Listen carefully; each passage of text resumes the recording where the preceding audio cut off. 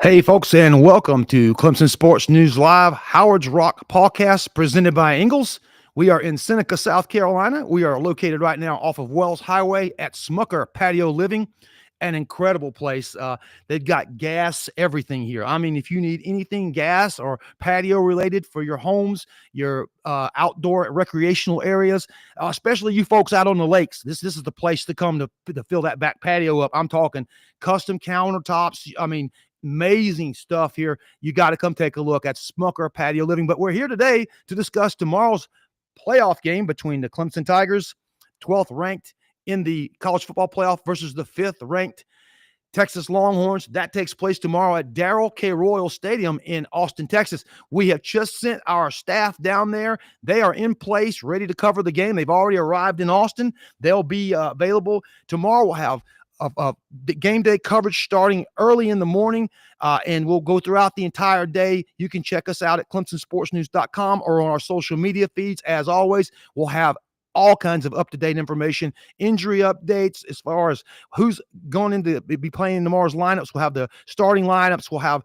our team of photographers on the field sending us photographs and information from the press box. So we'll have everything covered for tomorrow's game from on site there in Austin. But for now, we're going to try and do a little bit of a preview here from at Smucker Patio Living here in Seneca.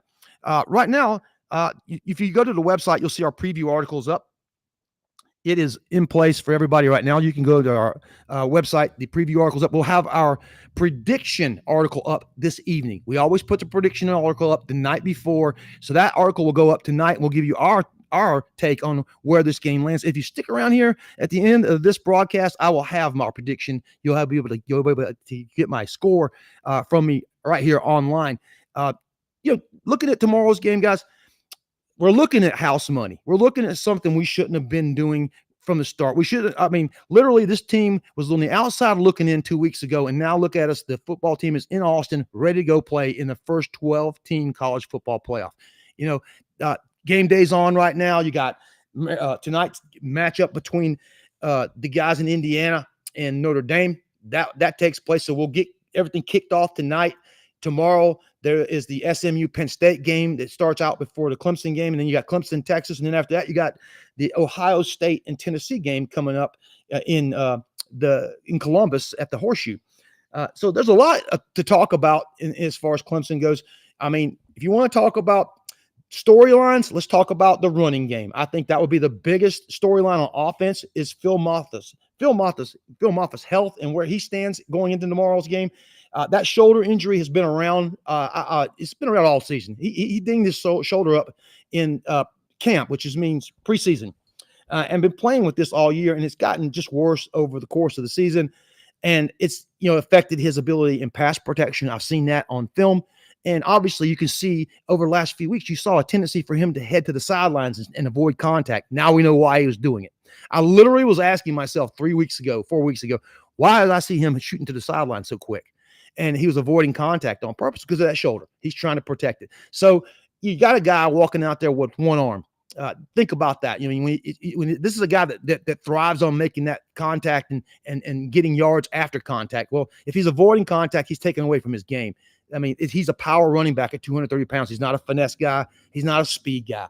So that's going to be a big element tomorrow, especially with the injury to Jay Haynes in the ACC championship. Now you're relying on Keith Adams. And you're relying on a freshman in Eazy-E, and you're relying on another guy in Jarvis Green that has limited snaps this year. And I'll be honest with you, my biggest concern with these guys isn't running the ball. It isn't. I mean, because any guy can grab the ball and hit the A gap. He knows where to go. It's pass protection, identifying blitzes coming out of the backfield of the defensive backfield, knowing when the linebackers are coming through and what get gaps and how to pass off the pass protection scheme. That's going to be very important because there's going to be a lot of times tomorrow where Cade Klubnik's going to be having to rely on pocket presence and time in that pocket to find guys downfield, because the short passing game alone is not going to do the trick here. You're going to see the Tigers are going to have to be able to manage some sort of running game, and I think you're going to get that out of Cade Klubnik's legs tomorrow. I think his legs tomorrow will be the running game for Clemson. You'll see a little bit of, I'll say Keith Adams will be the main guy that they're going to target to come in and take those snaps over tomorrow. But I'll be honest with you, look for Cade Klubnik to lead the team in rushing tomorrow. I really think that they're going to lean heavy on his legs as well as his arm tomorrow. He's going to have to put the back team on his back tomorrow pretty much and win this ballgame. Texas, let's talk about their quarterback situation. If you look at Quinn Ewers, he seems to be regressing from where he started out this season. He's got a tendency to be very loose with the football. I mean, he's a guy that we've seen over the last couple of weeks throw at least a pick or two a game. And you go back to the Georgia game, and he was not very effective. That's the kind of game I'm thinking we're going to see this tomorrow. I think we're going to see a defensive struggle. I think we're going to see a low-scoring game. I think you're going to see a game that doesn't get decided until the fourth quarter. That 12-point Vegas spread is just something I just can't fathom. I don't see how they come up with that. Texas defense is ranked very highly, but I want you to go back and take a look at who they played and where those offensive ranks. If you look at what they've done, I think the best passing offense they've played this year is Georgia. Georgia ranks 32nd in the country in passing. Clemson is 31st. So who beat Texas? Georgia beat Texas with a comparable passing game. So Clemson can get that passing game unlocked tomorrow and go deep. Again, over the top. You got to loosen up the safeties, keep them honest. If you can do that, you'll be able to manage some yards in the run game. But if they start bringing safeties down into the box and keying on the run, you can watch out. We're going to look at ourselves getting keyholes like we did against Georgia in game 1 this year. Lots of good stuff going on the defensive side. We got news that DeMonte Capehart is feeling better. His role will be increased on the defensive front tomorrow. Guys got a little bit dinged up over the last 6 weeks, are starting to feel a little better. We heard Peter Woods is feeling a little better this week. He's been playing with an injury for the last 4 weeks. You got guys like Wade Woodass who will be at full 100% tomorrow, and he hasn't been there for the last 3 weeks. So we got a lot of good things to report as far as depth on the defensive side of the football tomorrow. The key to tomorrow's game will be that defensive backfield.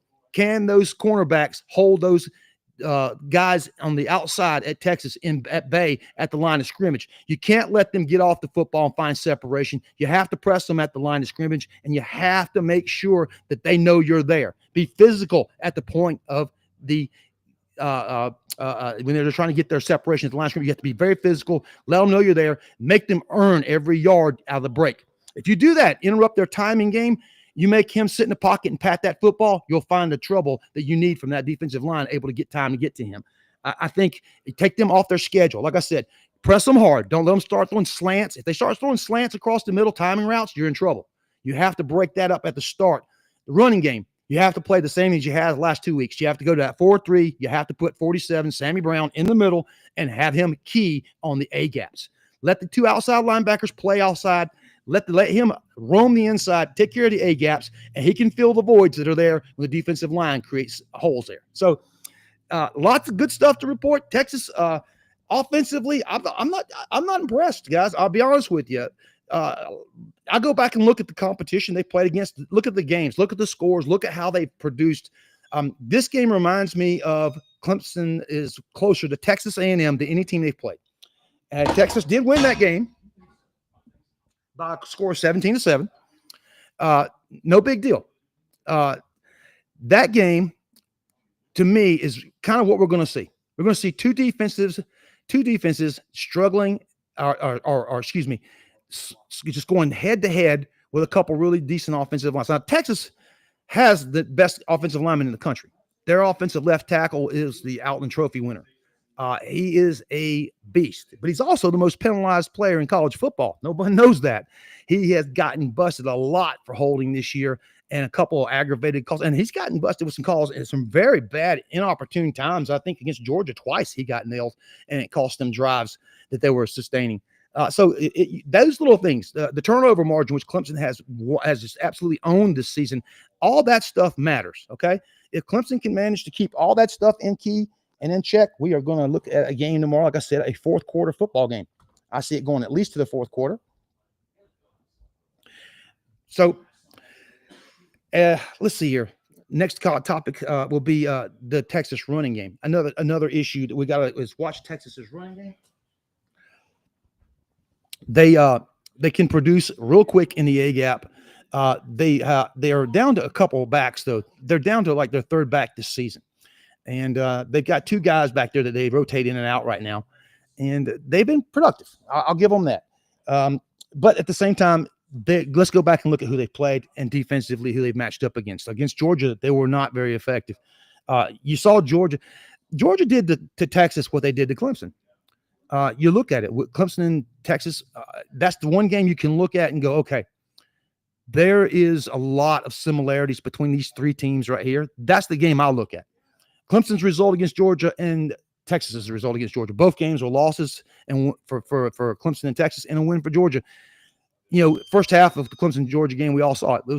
It was a even football game, 3-0 at halftime. Then it got out of hand in the second half. This football team at this point in the year, I think has developed itself and is in a point now where I think that game is pretty much a wash. The offense has developed two outside threats that weren't there in game one. Wesco and Moore were not ready, and they didn't play any factor in that game. But ever since then, that's what's been the key to this offense, is being able to go downfield and go downfield deep. And again, loosen up those safeties and make the safeties play honest in the run game. Now, especially when your running back's hurt, I'm telling you, you cannot have safeties drop down in the box. It just doesn't work. You got to have a way to keep them honest. You keep them honest by getting that quick passing game out to the flats, making them run after that football, run them east-west, and make them go side to side, get them tired, and then you hit them up the middle with a nice run and see what happens. The quarterback power tomorrow should be like I would say I'd run the quarterback power once every 5 plays just to keep them honest in the run game, because it's the most effective piece you've got right now, unless Maffa somehow over the week miraculously, his shoulder is not going to be a factor, but I just don't see it. I don't see it. I think they're going to be limiting his carries. I think when he's in the ball game, he's more of a decoy than anything. Use him on some swing passes out of the backfield like they did a couple of times last week. It's just a detriment to throw him in the middle of that pack with that shoulder like it is. He's, waiting to have, get a good shot to that shoulder, and he's back on the sideline. It's all over for him for the season. But going into Texas's special teams units and talk about those guys a little bit. Punter is absolutely crusher. He kills it. The kicker was pretty consistent. Very good kicker this year. Had a couple misses in the last couple weeks that have, in the I think it was in the SEC championship game, he had a couple misses that were very unlike him. And you'll see if we put him in a position tomorrow, we'll see what he does. At home would be a little easier for him than it would be if he was, say, at Clemson. But we got a 100,000 plus stadium in Austin waiting for the Tigers tomorrow. It's going to be a very hectic atmosphere. I was up on campus just yesterday. I was walking my dog, and I turned the corner and went down the hill on campus that leads down to the stadium. And as I'm turning that hill, I'm hearing the roaring, and I'm hearing the Texas alma mater blaring. I mean, absolutely blaring over the speakers in the loudspeaker system. I look down into the valley, and there's the entire team dressed up and scrimmaging hard with that going on. So they were practicing as up until last night. I mean, yesterday it was about 2:00, and these guys were already on Thursday still in pads out there practicing with all that crowd noise in the background, simulating what it's going to be like down there. And then they just from there, they went and got, cleaned up, showered, and onto the bus and off to the airport. So, I mean, these guys practiced all the way up until the minute they left. I think there's going to be some tricks in the bag. We're going to see a couple of things that we didn't see this year to maybe surprise us. I don't think we should have to rely on that, but I think you'll probably see some. I think every team in the playoff tomorrow will be showing you stuff that you haven't seen all season. Everybody's held stuff back, and now's the time to break out the playbook and let it out. And you're going to see a lot of crazy stuff in the next 4 games from all these teams. I mean, let's talk about tonight, the Indiana Notre Dame game. They're going to be playing in snow. 2 teams that are in-state rivals, 2 hours apart, but never play each other. Indiana, 11 wins, the first time in the history of their program. They're riding a wave. Signetti is absolutely on fire, doing well. The same thing going on with the Notre Dame program, who's right now playing the best football, I think, in college football. If you put the complementary defense-offense sides together with each other, they're absolutely crushing it. Going to be a great game. But I guarantee you that each team will have some sort of trickeration that you haven't seen, or a formation that you haven't seen, and they'll take chances that you haven't seen all year, especially if it's a close game. If it's a close game, you'll be guaranteed that there'll be some real tricky stuff going on. Tomorrow, SMU, Penn State. another game. It'll be cold. I don't think there's any snow on the ground in Happy Valley, but I see SMU able to score and score at will on that defense for some reason. I think this is not going to be as close as everyone thinks. I think they're going to walk in there and walk out with like a 31-17 win. I honestly do. That's my take on that game. Ohio State, Tennessee. Wow. That one's going to be fun to watch. It really is. Ohio State, they went out and spent $20 million on a roster. You got Ryan Day and his fan base worried to death right now. Again, does Tennessee invade the shoe tomorrow? That's the rumor. The rumor is that they bought 20,000 tickets and they're going to invade the shoe. And we'll see. One of our guests coming on here shortly. He's an Ohio State guy. He'll be on talk with us in a little bit. But right now, I want to bring on Mark Smucker from Smucker Patio Living. We're here inside his building right now, and a great facility. Mark, welcome aboard. Yes, sir. You started this company when? This company here, I've been in business for over 35 years. It morphed out of another company. Yeah, it did. It came from Smucker Gas? Smucker Mechanical in Pennsylvania. There you go, Smucker Mechanical. Yep. Okay. Yep. So now you moved down here in what year? 2012. In 2012. Yes, sir. And you guys started out working in the area doing gas installations? We did. Okay. Yes, sir. And so what made you decide to go retail?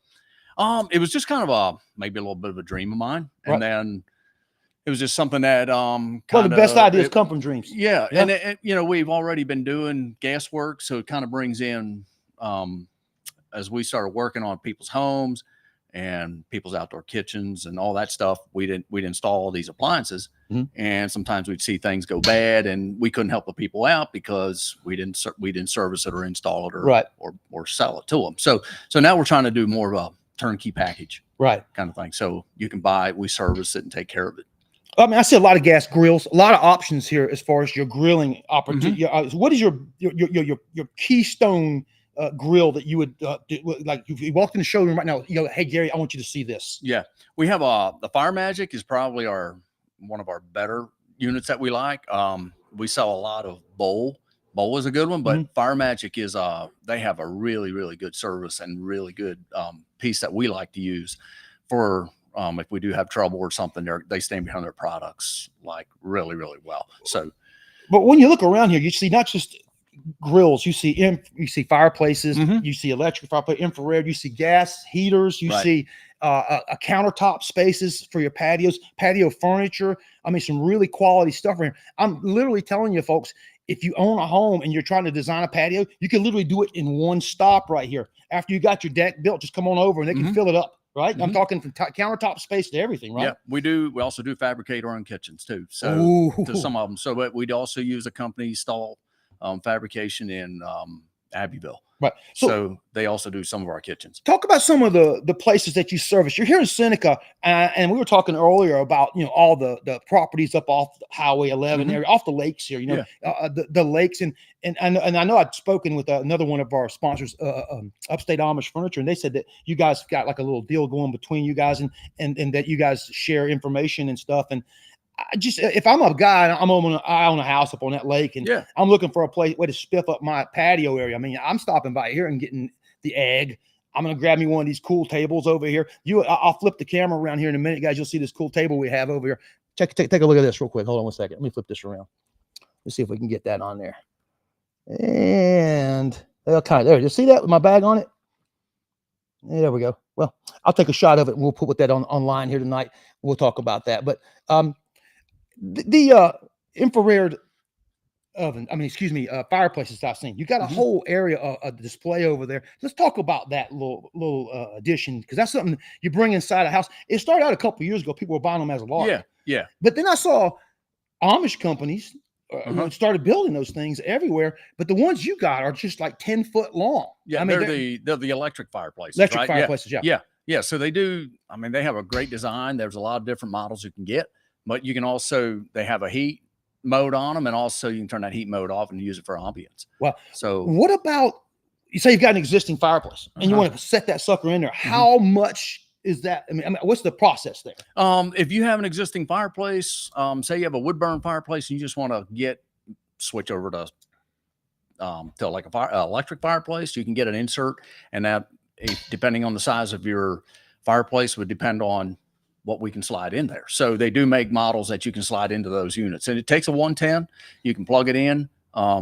Really, it runs off 110. It does. Not 220. You can. I mean, you can run it off of 220, but if you're limited with electric, just an outlet, you can just plug it in. Wow. Yeah. I mean, I thought that would for sure be a 220 thing. I thought that would be like a dryer plug, you know. Or, no. That's crazy. It can run off of 20 amps. That's crazy. Yeah. Now, I see gas logs and gas fire. Yeah. Obviously, that's going to be one of the things you do. Yeah. I've got a gas fireplace at home.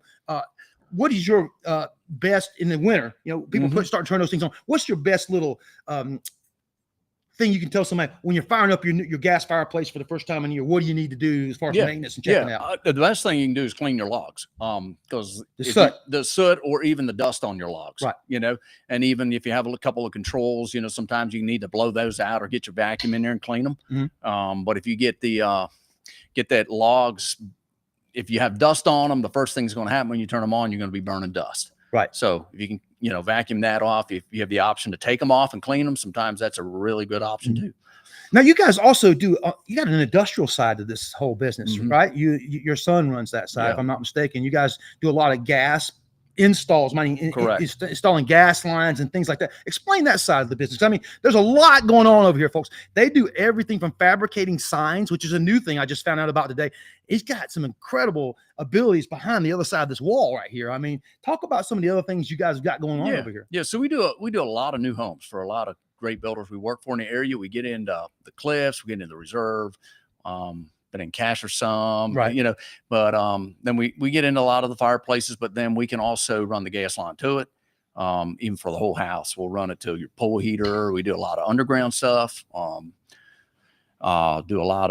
We work at Fort Hill Natural Gas a lot as far as kind of reference point. They give us some work. And when you're dealing with gas, people get really weary of it. Sometimes they're scared of because gas is it's a tricky little thing. What's your number one safety thing that you could toss out there when you're dealing with gas? Well, I think first of all, it's make sure that it's installed correctly. Right. That's the biggest thing you can do if you're building a new house. Just make sure, or if you're doing anything with gas, make sure you got somebody out there that's certified to be able to work on it. Right. And it's just, if you smell gas, Fort Hill Gas, we work with them a lot and they're great. All you got to do is call them. They got technicians that'll come out within the hour.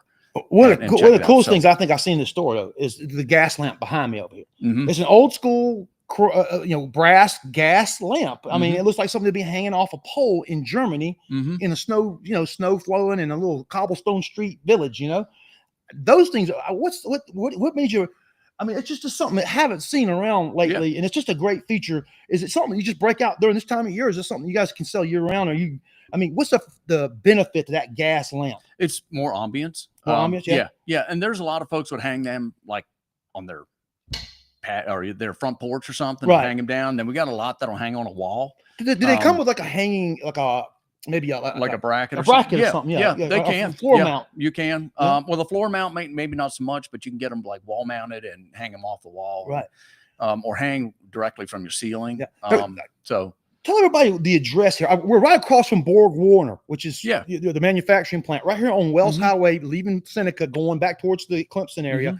And you can't miss it because inside this little area is two more of our sponsors, the Donut Wagon and Carolina's Creamery, the ice cream guys. Oh my gosh. Let me tell you something.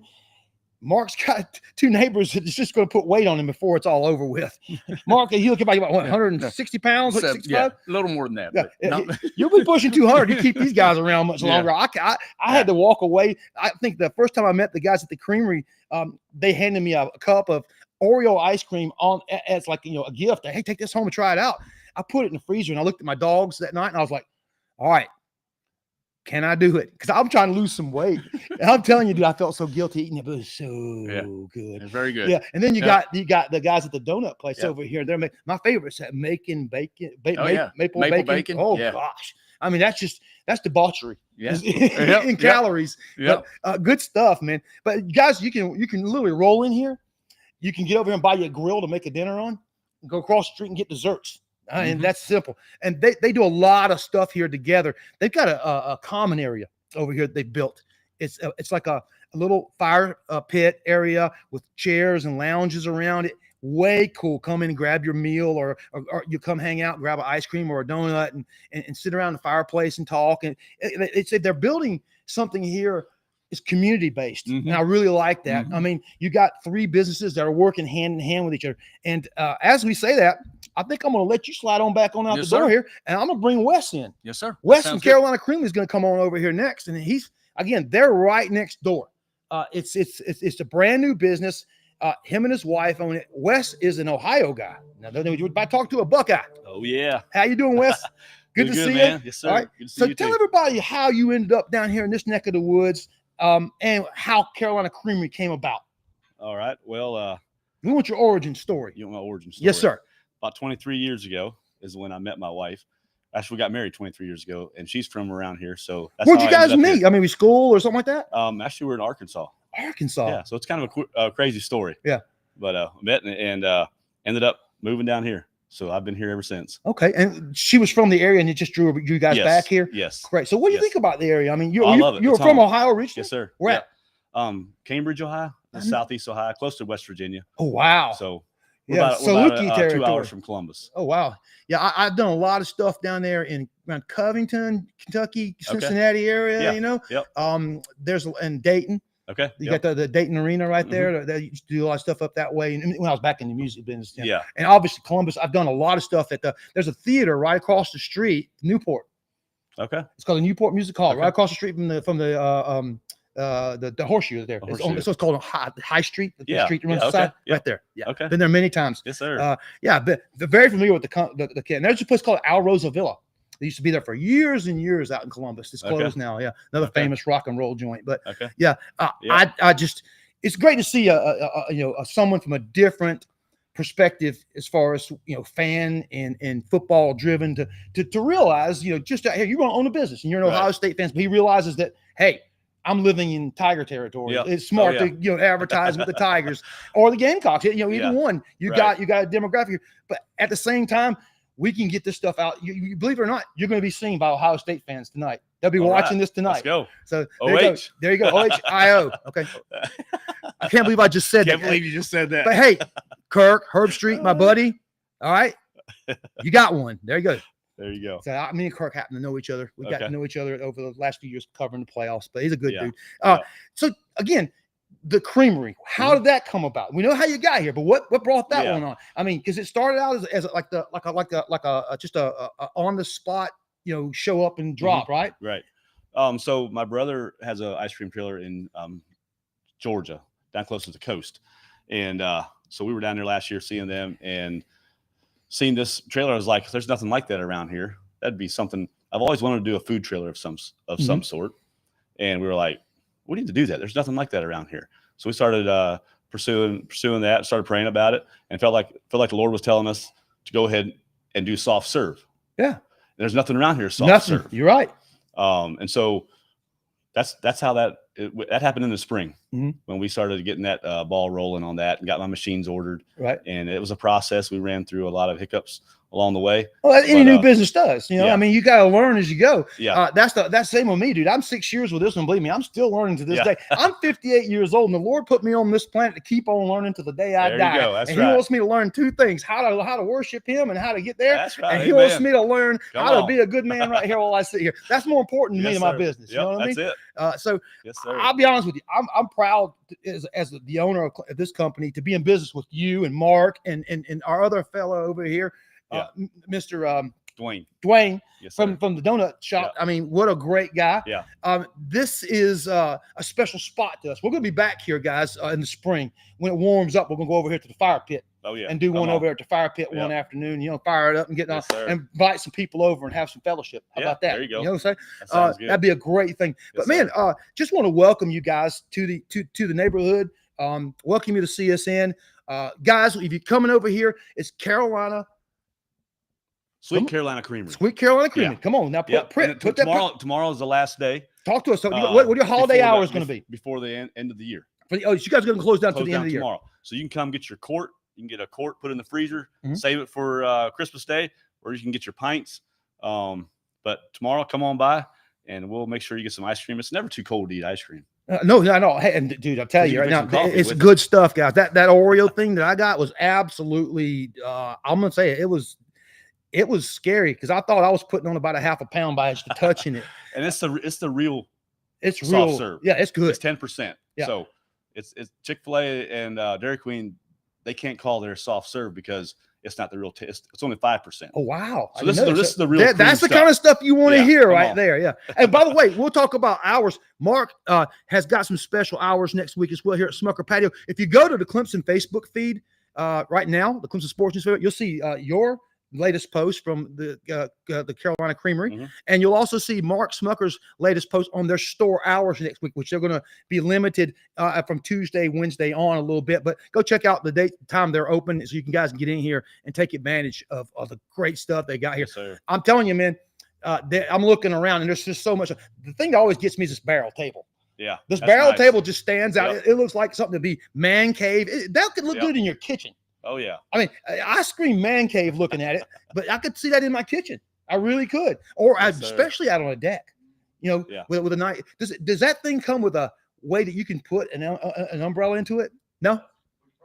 Oh yeah. You could probably fabricate. Yeah. Keep hey, the other side of the wall here. Sir. The fabricators, the Mark Smucker's fabrication. We got to start him his own. He's got like 4 businesses walking out of this one door, guys. Yeah. There's so much going on here. You got to come check it out. Now listen. Mark, get over here. Let's talk. Get in the middle of us over here. Let's talk about this football game and what you guys think. I mean, you guys live here now. You know, again, you're an Ohio State fan. I don't know what Mark. He's a Clemson fan since he got here. But I mean, think about the game tomorrow and give us your takes on it. Let's start with you, Wes, and what you think tomorrow game. I mean, tell us what you think about tomorrow's game, keys to the game, and what you think the final score will be. All right. First of all, I think Clemson's going to beat Texas. Okay. I think y'all are going to take care of business there. Mm-hmm. As far as the Ohio State game, you say there's 20,000. You say there's 20,000. That still leaves 80,000 Buckeye fans. Yeah. Hopefully. So I think we're going to come out with a chip on our shoulder. Mm-hmm. It's not going to be a blowout game, but I'd say like 28-21. I think you guys will. Like I'll be honest with you. I'm going to go ahead and call your game. I'm thinking 31-17. You guys win. Yeah, I like that. Here's why. Tennessee, it's got a run game, but once you get Nino, that kid Nico in trouble. I watched him at Clemson when he came here to camp. I'm friends with I was DJ Uyunglele. Okay. His dad, Big Dave, was when I was in the music business, I was Rihanna's tour manager. Big Dave was my head of security in 2007. Okay. 17 he's years a big ago. dude. I've seen him. Oh, yeah, he's one of my brothers. When he came to Clemson, when DJ was here, he'd stay at my house. Okay. Yeah, so I've known those guys for years. Yeah. And I know Nico. That's his nephew. Okay. Because when Nico came, Dave brought me out to camp because he was there with his other son who's playing for Oregon now. Okay. Mateo. Yep. And he said, Gary, and guess who else was there? Arch Manning was there the same day. So I had Really? I was there to see Arch Manning, Mateo, and Nico, Oh, wow. all 3 in the same day. And I got to see Arch and Mateo hook up on a nice pass because Mateo was trying to be a tight end. And I told his dad, I said, Dave, he's a defensive end. Now he's the number 1 defensive end in the country. Yeah, he's a Okay? beast. So listen to the guy. Yeah. So your game tomorrow, I think the pressure that you get on Nico, the guy gets happy feet and he gets very inaccurate with his throwing. They can run the football, but they're not going to win the game running against your defense. Right. Yeah, it's not going to happen. Yep. That defense is too stout. I think your ends are going to be able to hold them from getting anything outside. I think you guys win 31-17. I like it. Now let's go to you. You know, I'm not a huge football fan. Right. You're right. I love Clemson, right? Yeah. So I'm going to go with your score. Well, my score right You now. said they're going to win, so I'm going to go with that. All right. Well, I told you guys, like I told the crowd here earlier, my prediction article will go out later. I'll always give my score out here on the show. So we're going to go ahead and do it now. He's already set me up for it. Here we go. I got the Tigers going into Austin. Like he said, I think Clemson comes out and wins this football game tomorrow, 21-17.